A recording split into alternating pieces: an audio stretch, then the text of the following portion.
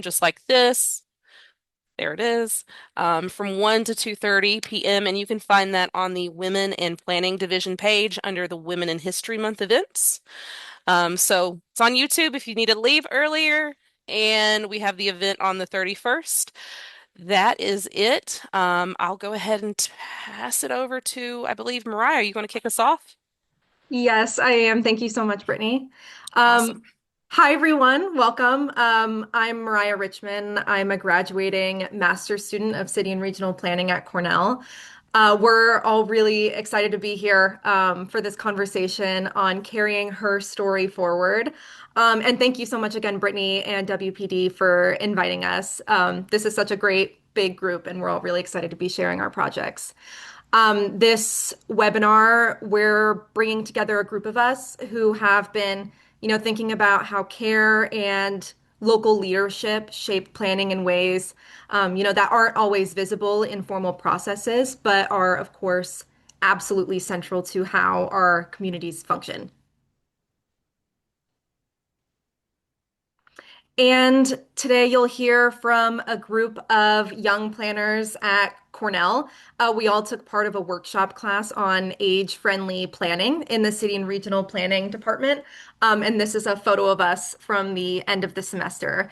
And our projects all work across different contexts, but we're all sort of engaging in the question of how do we bring realities of care and aging and lived experience into planning practice. And we'll talk across a few different perspectives from equity in zoning to caregiving and local government, rural resilience, gender sensitive design, and participation. And here you on this slide, you can scan the QR code, which will bring you to our written reports and booklets of our work. So with that, I'll start us off. I'll share one of the projects that I've been working on, which looks at how planners are navigating these challenges specifically through zoning and municipal tools, thinking about how to use these for equity in more politically sensitive environments. And this project started last summer. Our team, which were a group of master's students at Cornell, we began meeting with the APA Women in Planning Division and LGBTQ plus and Planning divisions, sort of talking through a question that a lot of us were wrestling with, which is how do we keep doing equity work when the languages and funding and political support for it are shrinking? And around that time, we were also reading about a white-only town in Arkansas and thinking about how zoning and ordinances can be used to legally exclude people. So that made us wonder, if these tools have historically been used to exclude, could they also be flipped and used to include? And here are our wonderful partners, Brittany and Ethan.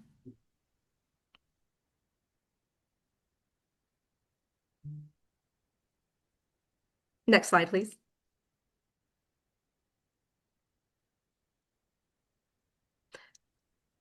Okay, I think the slides. Okay, let's see. Okay, wonderful. So again, these are our lovely partners. And that's sort of how our project got started. Next slide, please. We're doing this work in a tough political moment. At the federal level, DEI initiatives are being rolled back, equity language is being restricted, grants to programs that name marginalized groups are being cut. So this has obviously created a lot of caution for planners who have to navigate funders and elected officials, internal reviews, communities that are increasingly more hostile to equity framing. So now we're navigating a reality where practitioners are still doing equity work, but the languages and pathways to do this work have become much more constrained.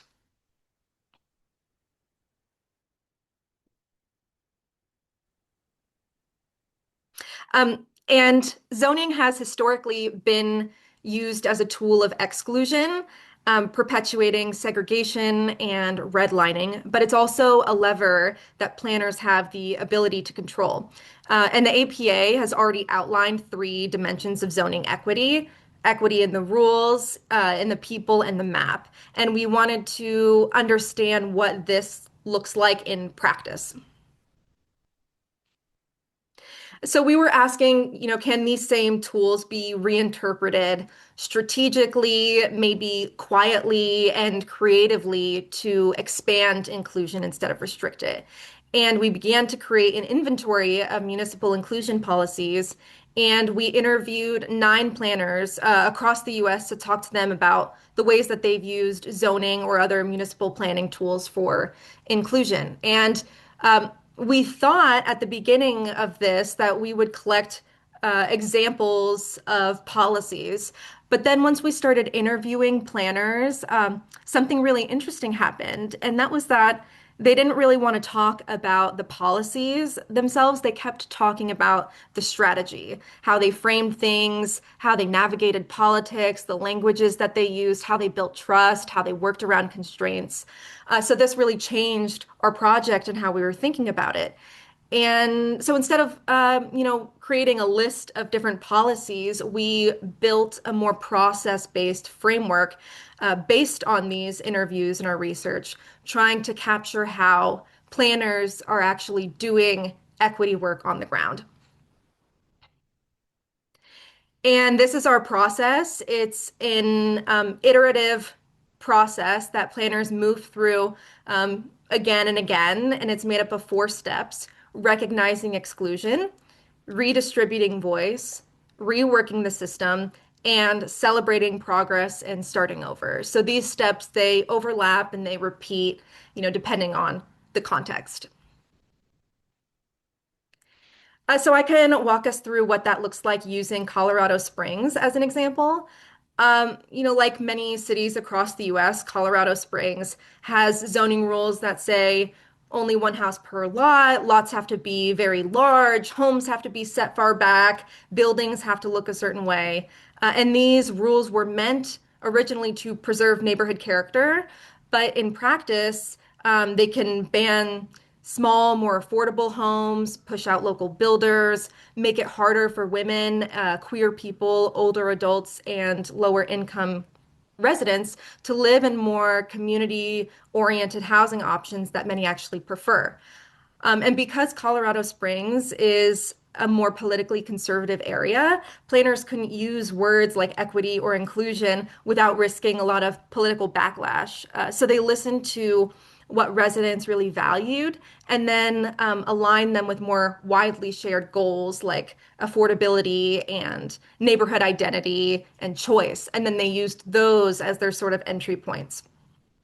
And instead of writing a brand new policy, they took an old historic preservation tool that no one used, which was a design standards overlay, and flipped its purpose. So it used to limit what people could build, and they rewrote it so that neighborhoods could opt in and allow small, more affordable housing types that, already existed historically, but weren't technically allowed under today's zoning. And we think that this offers a useful way to think about using familiar tools, avoiding politicized language, and trying to expand what zoning codes make possible for marginalized communities. And in a lot of ways, this work is, about carrying forward the kinds of knowledges and experiences that planning has historically overlooked, and trying to find ways to build them into the tools that we already have. And all of these stories are compiled in this booklet and our policy inventory, which we're sharing through the APA's network so that practitioners can learn from each other's strategies. And we're really, excited about the work of planners figuring out together how to keep pushing for equity when the path isn't super straightforward. And you can, again, scan this QR code, which will take you to our work so you can view the booklet. Thank you so much. And I think we have time for maybe a question or two or comments before I pass it over to our next presenter. Any questions? If there are, either utilize the chat function or just toss your hand up at any point. And if you didn't get the QR code, Della did post it in the link or in the chat, and then we'll also send it out in an email. Oh, okay, we've got one from Zach. Go ahead, Zach. Okay, so Mariah, I like the presentation. I'm curious, are you looking to share this with planner? Well, I'm pretty sure you're looking to share this with planners from other states. Uh, Yeah, yeah, we're hoping to sort of share this with practitioners across the US so that folks okay. in different contexts can learn from each other. Okay, because I'm involved with a bunch of different organizations. I think they'd really be impressed to see the work that you guys have done. Oh, wonderful. Okay, Um, well, I will share with you my email and when we can be in touch. okay, yeah, because I've got a lot to give you regarding stuff. Also, there is a Wonderful. project I'm developing that I think you might like to hear about. I would love to. I'd love to chat with you. Okay, sounds good to me. Okay, awesome. Thanks so much, Zachary. Okay. I'll also be posting something in the chat if that's okay. Perfect. Any other questions or points before we go to the next one? Going once, going twice. Awesome. Okay, so hi everyone, I'm Ketki Nandanwar and I am also a graduating planner from Cornell AEP. And I'm so excited to present today and to talk about reimagining local government support for family caregiving. Also, thank you, Mariah, for the amazing presentation before me. But yeah, this sounds extremely policy heavy, but I promise this is really about something much closer to home and literally so. And one big idea here is what we call the private life, and which is actually a lot public work. Um, if you go next. Okay, and this is one project that we did in partnership with ICMA. Thank you so much for giving us the opportunity to work on this project. And I did this project with three of my very talented colleagues out here in Cornell, who are also first year students, Lynn, Liz, and Dee. Yeah, next. Okay, so finally talking about her story, and let's talk about how it doesn't start in planning documents, right? It starts at home, and care happens quietly, and it includes a lot of things, coordinating doctor visits, checking in on our parents, managing everyday life, etc., etc. And it's obviously mostly done by women, and it's mostly unpaid, not a surprise, and it's mostly invisible, which is interesting because this invisible work is basically holding the city together. So, yes, cities run on care and not just on coffee. So, yeah, let's go next. Okay, so family caregiving is daily care, emotional support, and a lot of behind the scenes logistics. And it's informal, it's again unpaid, and it's absolutely essential. And if something is essential to how systems function, planners have a word for that, as we all know, which is infrastructure. So maybe caring is not just a personal responsibility, it's the most under recognized infrastructure that we have. So here's the problem. We create and treat caregiving like it's a private issue. But when millions of people are dealing with the exact same private issue, it's not really a private problem anymore. It's just unplanned. And private burden does not mean private problem. Or to put it in a different way, this isn't a household issue, it's probably a systems oversight. And this is where local governments come in, because if you look into it and you think about it really, local governments are already deeply involved in our daily lives, starting from housing, transportation services, basically everything other, like every other thing that we need for our daily lives. So their role would be to recognize caregivers, to coordinate systems, enable support, and to protect rights. And in other words, this is where the figure out at home really becomes let's design for it. Or more simply, this is where private life meets the public policy. But right now, the system around caregiving are a little chaotic, and we see fragmentation across housing, services, funding, and coordination. Everything exists, just not always in the same place at the same time or taking, like talking to each other. Which means caregivers are often doing coordination work themselves, and care systems are fragmented. And caregivers are basically acting as unpaid system integrators.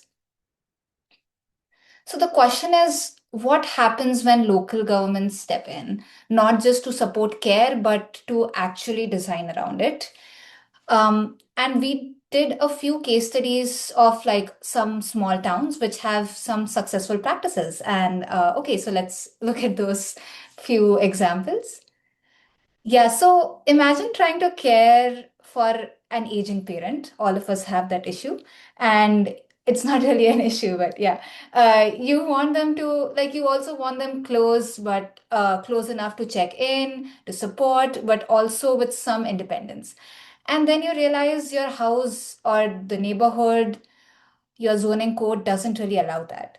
So caregiving becomes a housing problem. That was the reality of Kennebunk County in Maine. Restrictive zoning and limited housing options made it difficult for families to adapt. And the response was not just more housing, but it was different housing. So, accessory dwelling units, more flexible, more room for multi generational living, because caregiving needed space and planning finally made space for it. Okay, so Virginia. Uh, so imagining a different kind of challenge here. You are coordinating care, but everything you need is somewhere else. The clinic is there, but it's far. The services and the hours of them don't align. The transportation is unreliable. And you're not just a caregiver anymore. You've become a scheduler, a navigator, a problem solver, and whatnot. So in Martinsville, Virginia, this was the everyday experience. Care systems existed, but they weren't connected at all. So the solution wasn't just adding services, it was connecting them.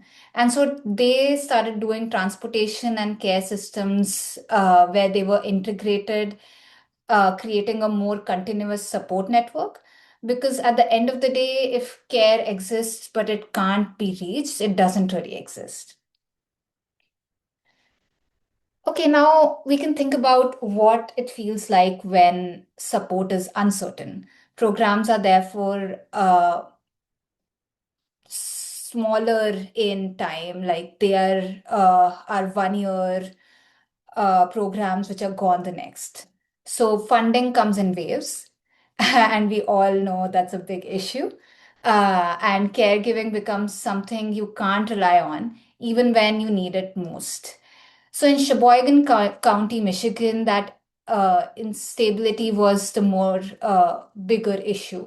So the response focused on building something more stable, coordinating funding across levels of government, and even a dedicated local tax to support caregiving program, which is unimaginable in many scales.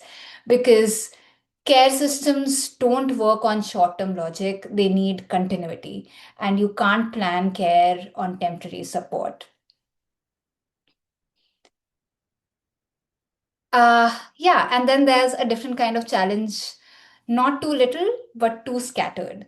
So services exist, programs exist, organizations exist, but they don't talk to each other. So for caregivers, the system feels extremely fragmented, like trying to solve different kind of puzzles together, but still pieces are missing.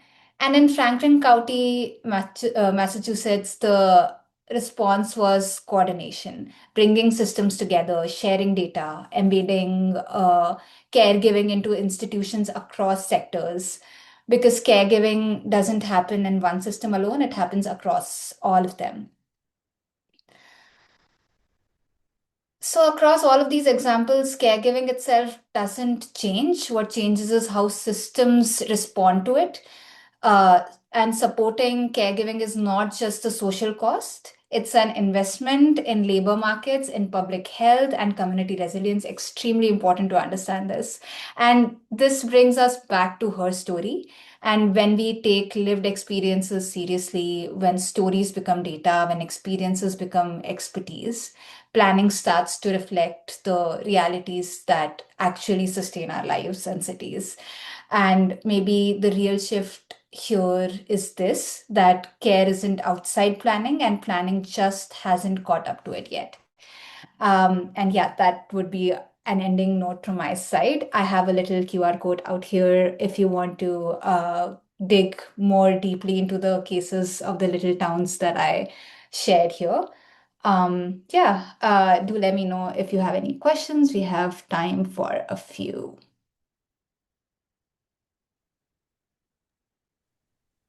I just see a comment from Vinitha. Thank you so much for joining us today.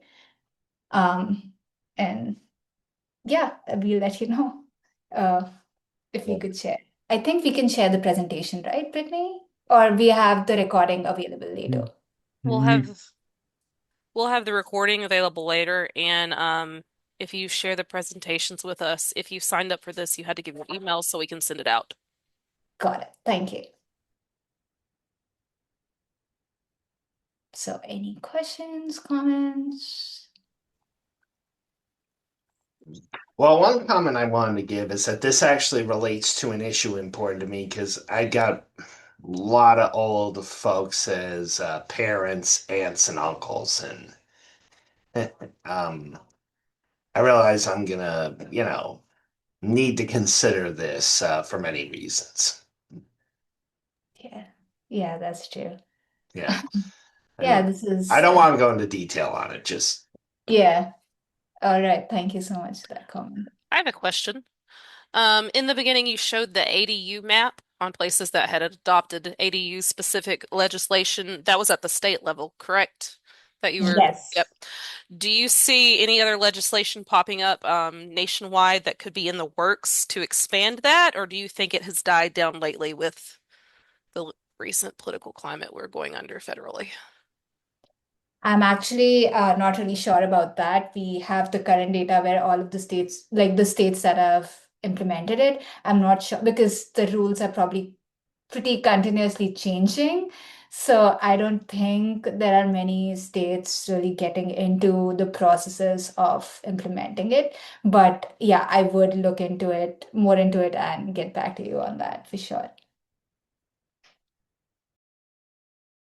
All right, maybe you could move on if there are no more questions. And handing over to Hannah. Okay. Sure. Hey guys, my name is Hannah. Thanks, Keki, for walking us through sort of a tour of the United States, a couple little communities that are doing, they're making changes, which all add up. And I'm going to also be looking at caregiving and zooming in on one specific town and giving us a little bit deeper dive. This town is pretty close to home for us. Cornell is based out of Ithaca, New York, and right next to us, a neighboring town, is a small town called Caroline. So we're quite rural over here. And I want to tell you today, share two stories about the town of Caroline. And I want you all to think about lessons or insights as you're listening to these stories. Feel free to type it in the chat and I can take a look later. It'd be nice. I won't tell you what the lessons are. I'll let you figure those out for yourselves. So welcome to Caroline. It is a small town in upstate New York with a moderate aging population. About 20% of the residents are older adults. There's not much economic activity going on in Caroline. It was before, decades ago, mostly an agricultural and a farming community. Seems kind of like an inconsequential small town. Why are we talking about this? But as planners, I think we actually have a lot to learn from how small towns can plan for care, mostly at a grassroots level. So the first story I'll share with you is around zoning. So between starting in 2022, zoning and planning became a hot button issue in Caroline, and it became the center of debate and tension. Because it was originally a farming agricultural community, Caroline hadn't had zoning before 2022, and planners proposed zoning codes that introduced rules about what you could or could not do on your property.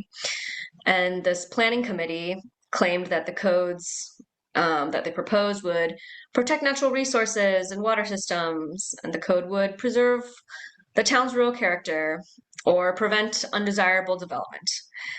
But as you can see in the picture with the protesters, the local residents pushed back pretty hard, and they feared that zoning would take away the freedoms that that the community had enjoyed for 200 years, and that every little thing would require asking permission or getting a permit. And the residents also felt that this zoning plan reflected a cut and paste of suburban or urban logic, and that this cut and paste zoning code did not really fit in a rural context. The zoning committee did not ask residents what they wanted. They sort of imposed it on them, and the approach just wasn't representative or sensitive to the needs of Caroline residents. So these debates went on for about 2 years, and in 2024, zoning did come to Caroline. Story number 2. So last year there was a storm with really high winds, and it knocked a tree over. And this tree fell into an elderly couple's long driveway, and it completely blocked them in. And this elderly couple that was blocked in, they called 911. On the other end of the line, a woman named Beth responded. And she and her husband got into their truck, and they threw a chainsaw in the back, and they drove out a few miles down the country roads. And they got to the home. They cleared just enough of the tree so that the couple could get out. And then later that day, Beth sent an email to all her neighbors saying, "Check your trees, more storms are coming." So who is this Beth person? Her name is Beth Harrington, and she is breaking stereotypes and expectations at 80 years old. And she is a wonderful example that women are crucial to thinking about care and bringing the community together and unifying them. So this story about the tree may just sound like, oh, it's a nice neighbor helping neighbor story, but to me, it shows more than that. It shows that people like Beth are actually part of the town's care infrastructure. So the care infrastructure in Caroline is not a facility, it's not a public service, it's not a paid job either. But it's still very necessary for keeping the town running, keeping it safe, and caring for others. So the influential people in Caroline, the doers, are often volunteers. And if you try to Google her, you won't find much online. She won't be on any town board website. And it's hard to find her online, but everyone who lives in Caroline knows exactly who she is and knows what a cornerstone she is. So it's important when we're planning to look for these people that are local leaders and influential. She doesn't have formal power, but her informal power and her influence is unmistakable. So you would want to be working with her, and you would want her to be on your team. So Beth has been a volunteer firefighter for decades, and as someone who is so involved and runs a fire station, one of her strategies to help people be safe and more prepared for emergencies is to build on what's already existing in Caroline. So I will call this a layered or a stacked approach, or stacked infrastructure. She sees that the fire station has the potential to be more than just a fire station. It can actually be a multi-use hub that's centered around care. So how does this actually work in the town? She's building on the foundation of the fire station as a base layer for care, and adds on top of it a congregate meal site. So she has figured out a way to partner with Meals on Wheels locally in our county that delivers a hot meal a week for food insecure older adults. And so they all gather in this fire station, they all share the hot meal together from Meals on Wheels, and they get to socialize. So it's addressing socialization, loneliness for older adults, and also food insecurity. Also within the fire station, she runs a caregiver's respite program. So once a week, Caregivers can drop off their loved ones at the fire station. Volunteers will watch them and do group activities together. And this is actually really important because caregivers have high rates of burnout. They just feel tired, exhausted, and they need a couple hours to do their own thing, tend to their own needs, go see the doctor themselves, or just sleep. So this program out of the fire station can really help ease the burden. And then the fire station also is a place for events, gatherings, social activities.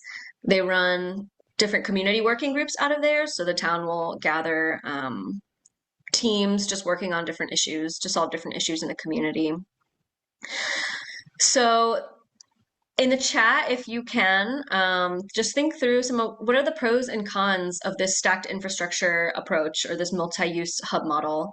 I'd love to take a look and just see what you guys have thought of, and if there are other examples where you've seen programs or towns building on existing things rather than creating a bunch of new facilities that are single-use purposes.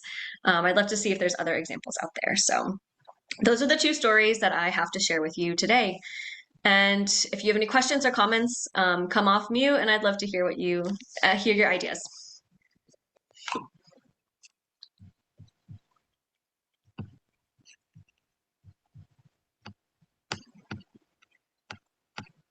Yeah, so what I'm wondering about the multi use thing. So one of the strengths is it makes sort of like it's more effective use of space.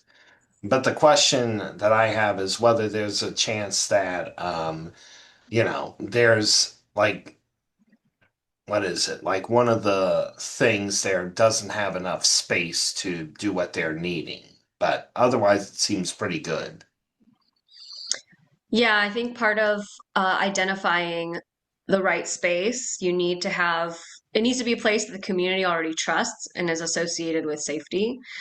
The space issue for sure. The fire station is spacious enough to house all these different programs, but the space definitely would be like a consideration for when you are designing for multi-use hubs.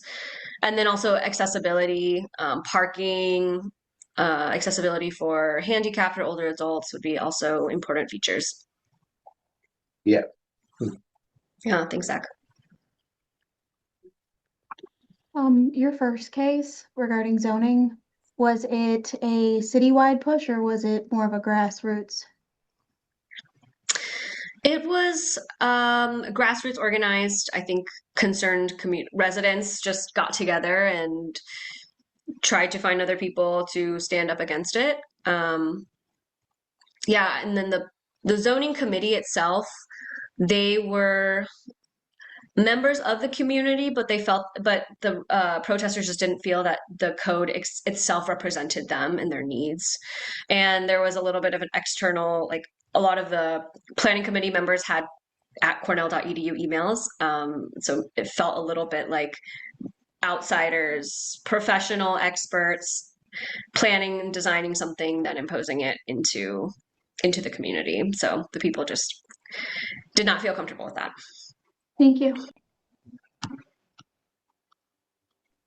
Got a few comments in your chat actually too. Yeah. I'm seeing Roberta said one town turned their senior center into community for all ages. Yeah, we'll have someone presenting later on the age-friendly, and that's not just like a lot of the facilities are not just for older adults, but they can be used for all ages. And spontaneous creative ideas happen here that wouldn't happen online. Okay. Yes, does not depend on legislation to start facilitating change. I love that people can start something themselves. Beth was not voted into any leadership. She just had the trust of people and started working on her own thing with a team of other residents.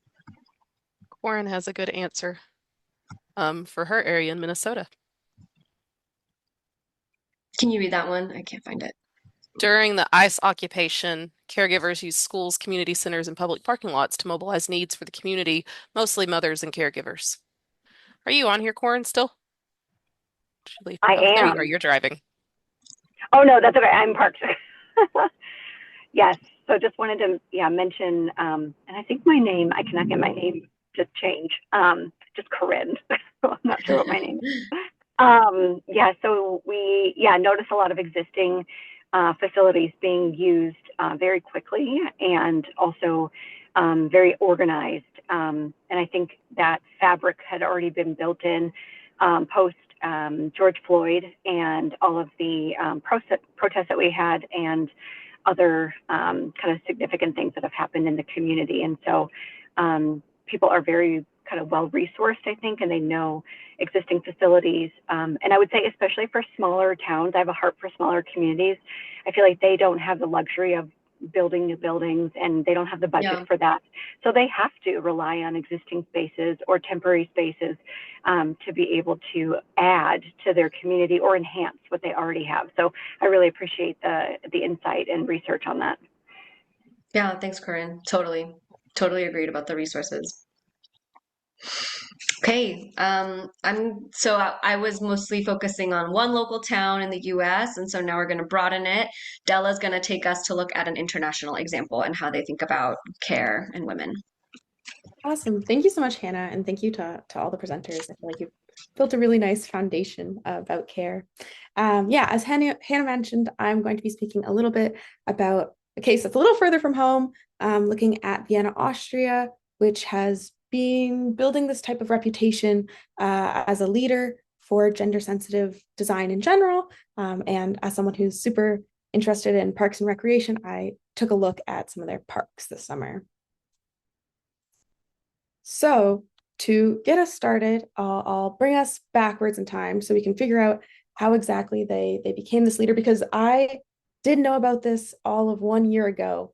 And all of a sudden, I'm like, this is the place to be. So if you're in a similar position with me, I'm happy to take you along. They first started to consider gender in their urban planning work as early as the 1920s, which is incredible, over 100 years ago. They did their first residential development that was focused on how they could lighten the load of women, as women were primarily caregivers at the time and continue to be to this day, as we've talked about.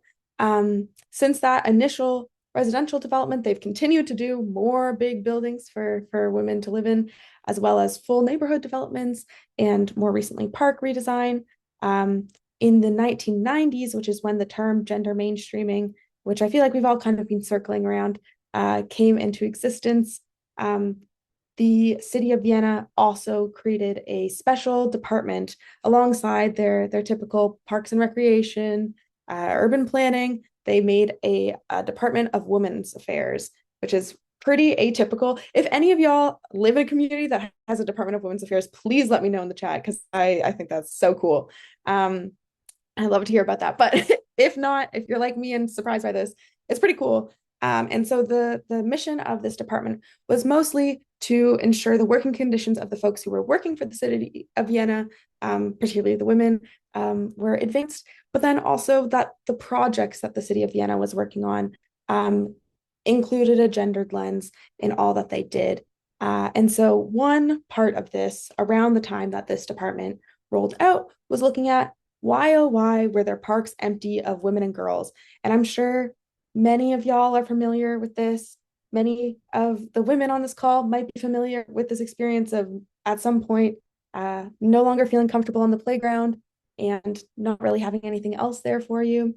Although this is an experience many marginalized folks may encounter, they specifically wanted to look at how this impacted women and girls. So they decided to do a really involved engagement process with a bunch of girls, I believe ages 8 to 12, back in the 90s, and learn why they didn't want to hang out in these spaces.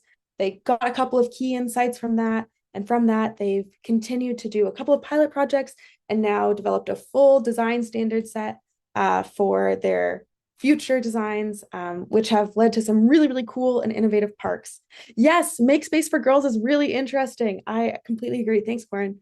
And I highly recommend to everyone else on the call. They're doing some great projects that do that youth engagement with girls in particular. So now I'll talk a little bit about what my research process was looking like. This past summer, I had the super awesome opportunity to go and explore some of these things because I'd been hearing these great things about Vienna, but I had no clue what was actually there, and I couldn't find the information I wanted online. I wanted to know what it was actually like to be in these spaces. And while it was incredible, I did learn a little bit about the process behind it, which if any of y'all are interested in more of the process oriented stuff, let me know. I'm happy to share it. But I wasn't able to find the experience of in the park.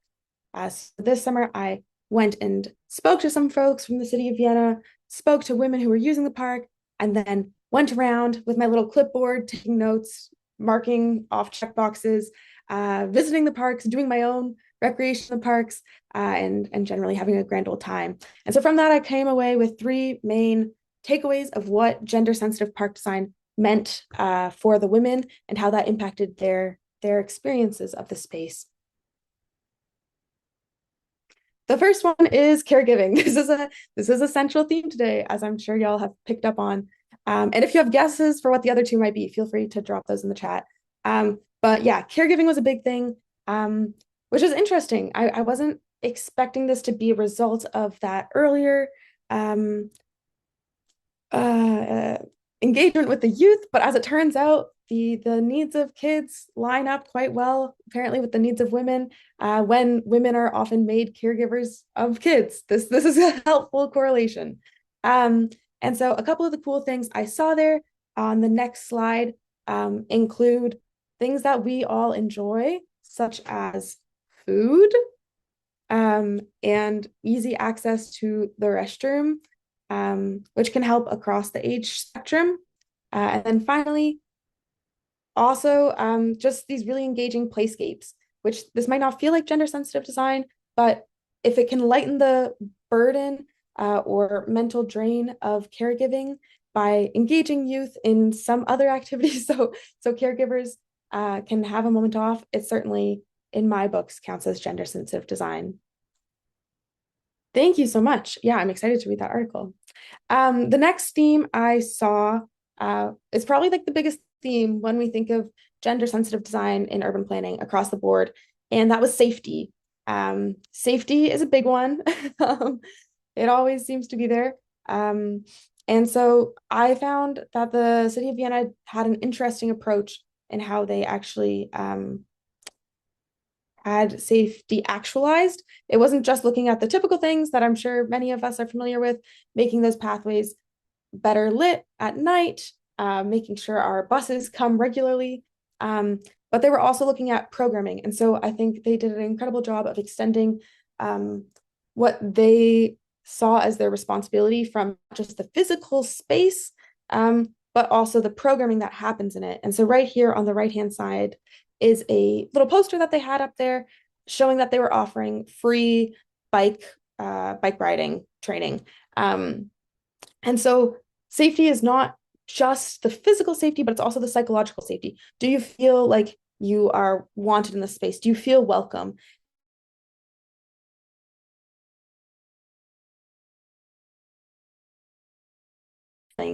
They had that psychological safety with this placard on a bench that said, "Please take a seat."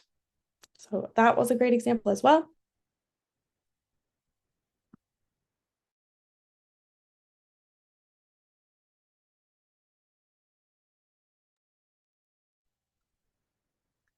Hey, Deli, you might want to turn your camera off. I believe you're freezing.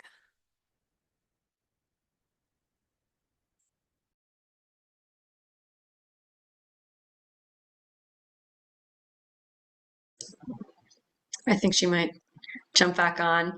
I've heard her, until she comes back, I've heard her present this enough times so I could. Oh, there you are. Hello, hello. Okay, good. I was about to present your part, and then I was like, I don't know if I'll do it right, but You're so kind. Thank you so much, Hannah. Yes, so sorry about that. But for our final one, maybe a little bit of an adventure I personally just took with my Wi-Fi.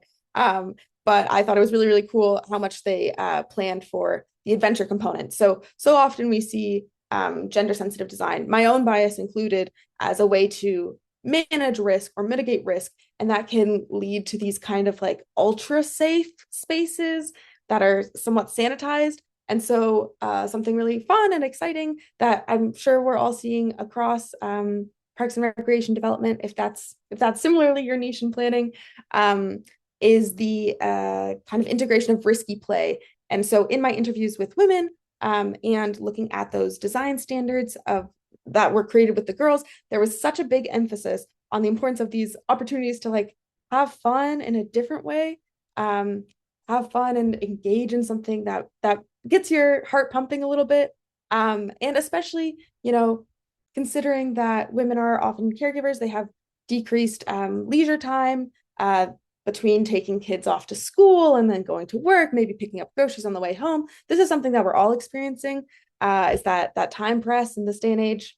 Wow, it's hard to make time for ourselves, but this can particularly benefit women, is having these types of opportunities super accessible out in the park. You might not buy a membership to a climbing gym if you are instead able to just get in the little activity that you need in your day to day.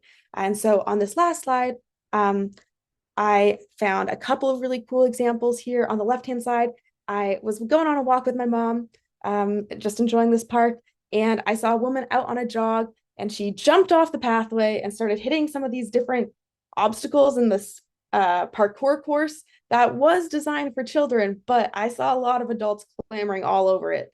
In the center here, this is the bike obstacle course, which I thought was really cool. And I have like a really strong image of a mom just speeding off, like leaving her kids absolutely in the dust. It was incredible. I was very impressed as she weaved through these elements. And on the right-hand side, we just have some like that typical calisthenics equipment. I had a really hard time getting a picture of this because people were always on it. They were obsessed with it. And so from the designs that the parks in Vienna had, I have a couple of key takeaways to share with you today. But also, if you have any more that you found, feel free to share them with me. So one thing to consider, as Mariah talked about way back when at the start of this presentation, the political climate is not always your determinant for project success. And as a young planner, I kind of have always been overwhelmed by this idea of like, this is a really difficult time and era to be trying to do equitable things. But I think this can be a bright case study. The country of Austria is still grappling with a lot of social issues, particularly around gender and race. And nevertheless, Vienna can be their largest city is this shining light for the entire world on how they can incorporate gender into planning. So we don't have to be the own obstacle in our own paths. We can do some great work. I think it was also really cool how they began to think about not just the needs of caregivers and women with the caregiving and safety infrastructure, but also what do women want? What do women enjoy through that prolonged engagement process? Something key though is that the needs of us all continue to evolve. So one thing that was really interesting when I spoke with the planners is they're now considering how women experience the impacts of climate change differently. And so as cities heat up and women are primarily the caregivers of youth there, what do they need to have in their public spaces to deal with the encroaching heat? And so that's been really cool and exciting to see how the gender sensitive design continues to evolve. And then, of course, I hope you enjoyed some of these examples, and I'm happy to share more if you'd like. You can just reach out to me in the chat. But of course, your own community is the best source, as I'm sure you all know. And so I'd love to hear if there's been any cool projects in your communities that you'd like to share, or if you have any questions, now's a great time. Thank you so much.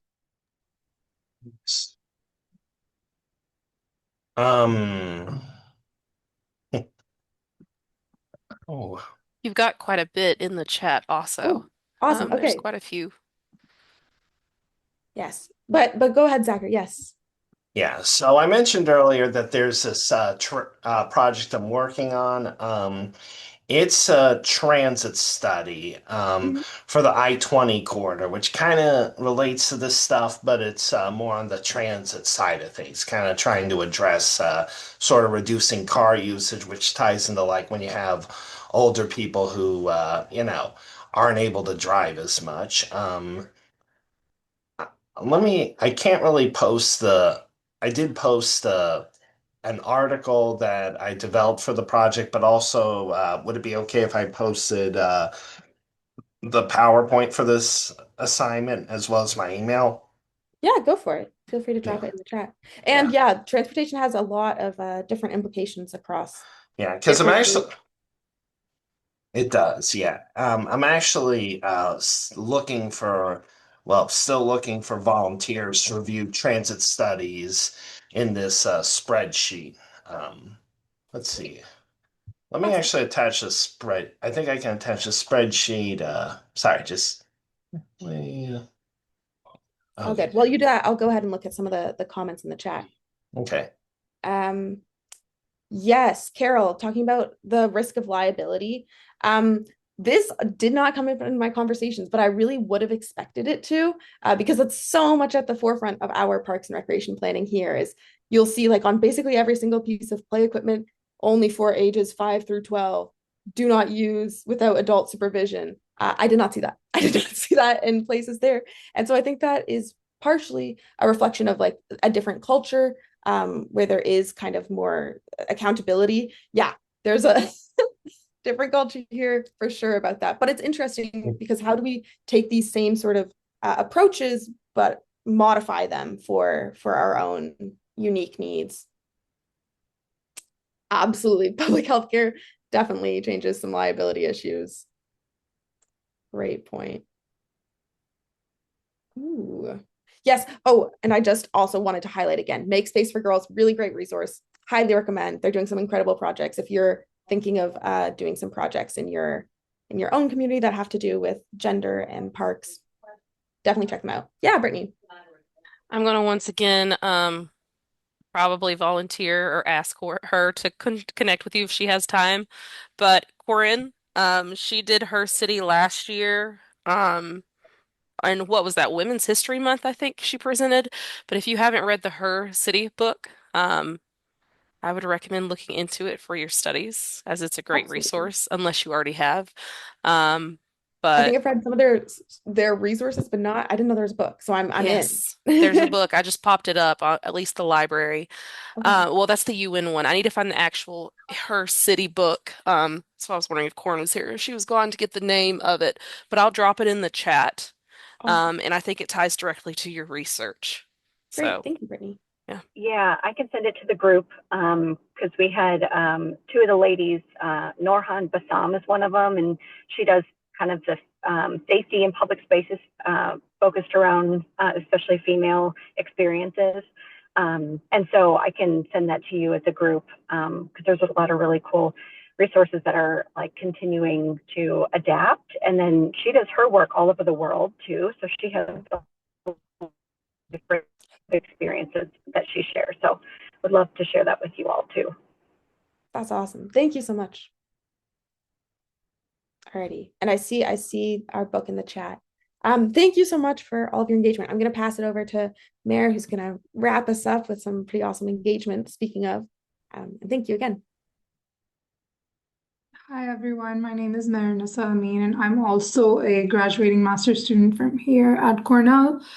So we've heard a lot from my classmates slash coworkers about caregiving, about zoning, about aging, about infrastructure, and what my team and I worked on is kind of like incorporating all of this and kind of taking it forward into a more interactive and participation lens, because that's what Professor Warner and my team was really focusing on this semester as to how such a climate, when climate is so when you have such polarizing opinions and polarizing scales, how do you take conversations forward?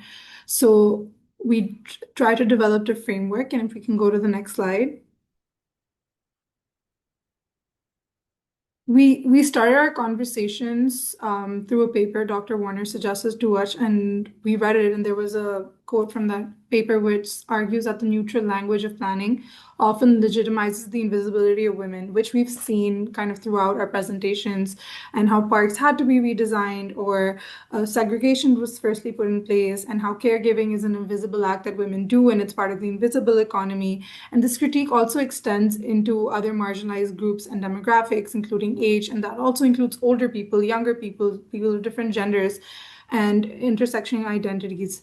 And so what we kind of developed was a framework around collaborative rationality, which we read from Innocent Boer's book. And that kind of talked about how ideas from reciprocal or intersecting interests can be taken forward. And we looked at that through the lens of livability and aging. And if we can go to the next slide, we'll show you a bit of our aging train and our framework. So our initial framework, basically, we built an invoke, an identify, invoke, and involve framework. And we started this by identifying areas of intersecting interests. And again, like we pointed out, we're using aging and livability for those to start our discourse. And once we set up the scenario, the participants interact with each other in controlled, semi-controlled interactive settings in conversations where they experience the dynamics of this collaborative rationality. So what's important to mention is we were also collaborating with Brittany and Ethan along with Professor Warner, and taking this into the National Planning Conference. And it was kind of built as a way to enhance and utilize the information that planners have as audience members to kind of get them to engage with this, but also under the tone that we are not supposed to directly use words like equity or gender equality or LGBTQ. So just how do we dabble around these things while involving planners and take that towards livability and livability for all. So through these semi-controlled interactive conversations where they experience the dynamics of collaborative rationality, we hope to take that forward. And the participants kind of practice invoking missing perspectives, drawing on contextual knowledge, lived experiences, ethical reflection, deliberative planning, and listening to reinterpreted planning scenarios. And through our methodologies, we hope to inspire within the participants, moving them from simple awareness to collaborative, inclusive involvement that kind of results in deliberative planning. And so we were able to practice this actually with two different settings. One was with the Aging Society here in Society of Aging here in Ithaca, and then one was at Cornell with students and planners and academics and professors. And we got really differing responses from each group, but each group had a lot of different kind of interaction with each other, which was really interesting. And if we can go to the next slide. So we got to know through our interactions is that everyone is on the aging train, and it is a kind of bias that we kind of assume that aging is only for elderly citizens and people who are of a certain age. But as we've kind of established throughout this presentation, is that aging is we're all a part of the aging process, whether it's the role as caregivers, as children, as adults, as people who are making money, as the people who are aging, as people who are providing infrastructure. It is an integrative process that is all involving. And if we deem it to a lens where we kind of section one non-economically productive section of society and kind of sideline them, it's not really helpful versus integrating them, which is something that during our research we really saw in China, where China is really involving and producing the silver economy, where the elderly citizens are given a lot of value and they're reintegrated into society and they're using a lot of technology for that. So we wanted to just kind of dabble into that and see how using livability as an aging framework for all would take that forward and hopefully improve infrastructure and planning practices. So an exercise that we thought of, and we made three, but one I'm going to discuss with you today that's specifically related to aging and that we practiced on other task groups as well would be the ripple effect, where a single planning intervention can create multiple benefits for society. And I think we can reference something that Dalla did, right? Where there were bathrooms that were put closer to the playgrounds and the slides where, children can use those because obviously when you're on the slide, you need to take a bathroom break and you need to come right back. Mothers can use those, and also elderly citizens can use those, right? Instead of having them walk longer distances.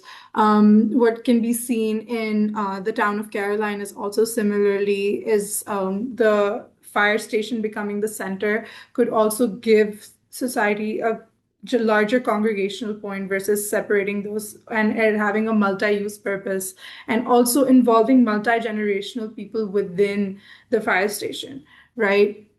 And if we can go to the next slide, please. So from our testing rounds of this exercise, we got some feedback and we got some ideas from our audiences, which was benches, rest points, more walkability, foot traffic, and streets for all. For transportation, we got kneeling buses. We also got a kind of ramp that could help people put their groceries on and people for accessibility. And then there was intergenerational health services programs and shared spaces. Another really interesting one that we got was a moving grocery store, like a grocery van, so that could go into different communities and you can kind of buy your groceries, and that would be helpful for elderly citizens, but also mothers who are involved in the caretaking process who probably have children at home and don't have time. Me personally, as a college student, it is the plight of my life having to figure out how I'm going to get my groceries and how much time I have to take out for that. So if it was coming to me, and rather than a DoorDash, having a conversation with someone, that would be great, personally, I feel. So I would really kind of would love what you guys, as you've been engaging in these presentations, what you guys would think would cause a ripple effect as something under the guise of aging infrastructure would have mass benefits or have rippling benefits in society or in planning practices.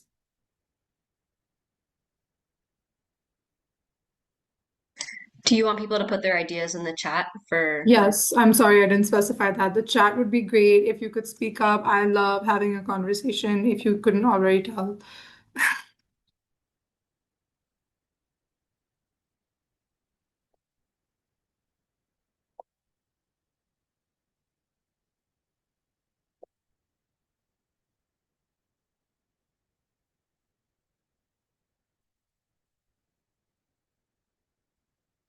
Can you repeat the request? My request would be if you guys have thoughts on any infrastructure, any policies, or any changes that you would do in planning practices that you feel could be targeted towards the aging but have broader outreaching impacts. Can I jump in with something? Yeah, for sure.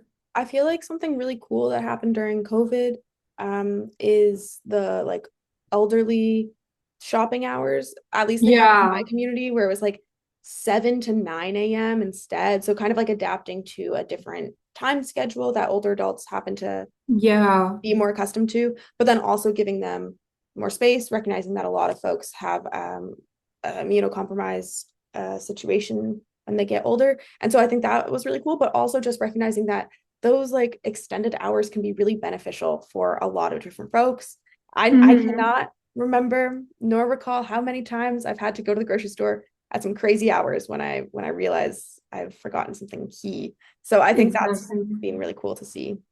I think just to build on that, transit mobility versus transit just servicing commute, right? So if you have these specific delegated like hours, you could also provide transit, and that would improve lives for like stay-at-home moms or anyone who's at home because most of the time routes are just dedicated to going to work and coming back versus like accessibility and daily movement.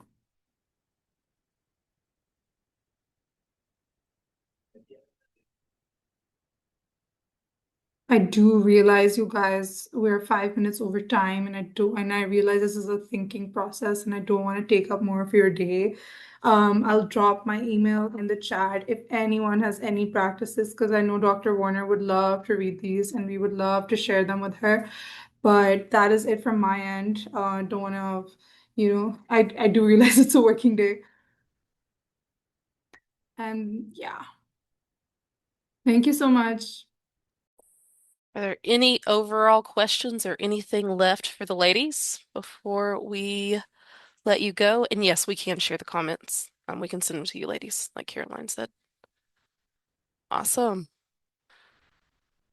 Okay, that is it. We have recorded this. It will be up on YouTube sometime soon. I'm guessing, Caroline, right? Within the next week or so.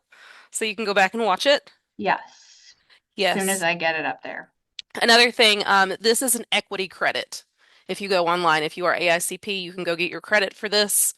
It is up under the events for your CM, and we will see everybody on the 31st for the next event. Have a good one, everybody, and see you next time. Thank you, ladies. Thank Thank you you so much. guys. Thank you so much. Thank you so much. Thank Bye. you. Have a good day.